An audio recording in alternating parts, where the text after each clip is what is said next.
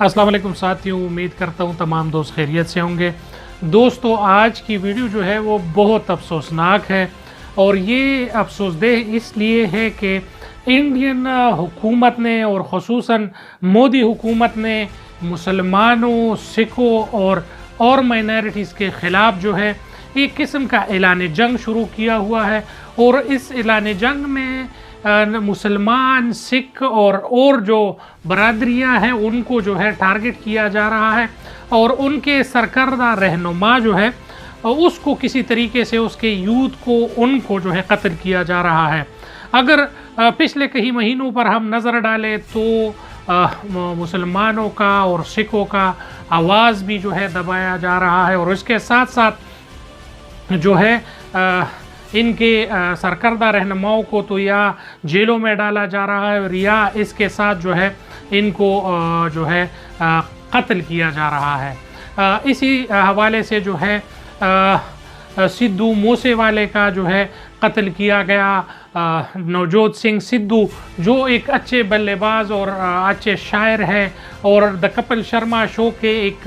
रंग हुआ करता था, उसको जो है उसकी आवाज़ दबाने के लिए उसको जेल में डाल दिया गया। अभी जो है मुसलमान ख़ानदान जो है उसका जो है उनको पहले जो है दहशतगर्द जो है वो डिक्लेयर कर दिया गया और उसके बाद जो है उनके 19 साला बेटे का जो है इनकाउंटर किया गया और उसको जो है एक गैंगस्टर करार देकर जो है उनका कत्ल कर दिया गया। और उसके बाद जो है कल जो है इस तरह का मसला हुआ है कि अतीक अहमद और उसका भाई जो है उसको जेल से निकाल दिया गया है और जेल में जो है उन्होंने ये कहा था कि हम जो है हमें कहीं एक बड़े पुलिस अफसर की तरफ से जो है ये मालूमात मिली है कि हमारा इनकाउंटर जो है वो होने वाला है और उसके बाद जो है इनको जेल से निकाल कर लाया गया है और अस्पताल में चेकअप के लिए। और चेकअप के बाद जो है जो ही वो अतीक अहमद और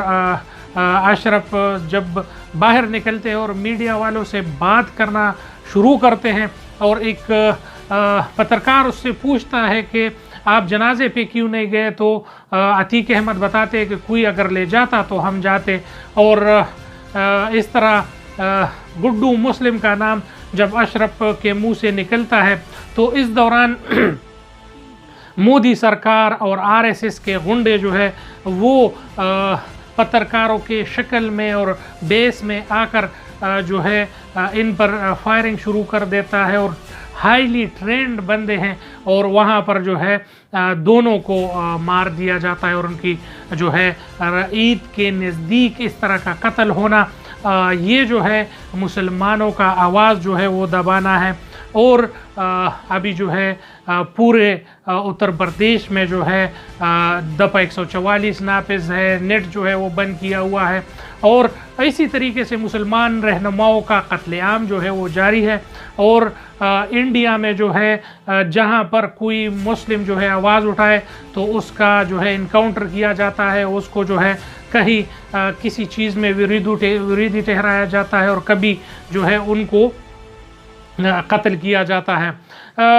इससे पहले 3 दिन पहले जो है असद अहमद जो अतीक अहमद का बेटा था 19 साला, उनका कत्ल उनका जो है इनकाउंटर किया गया और उसको जो है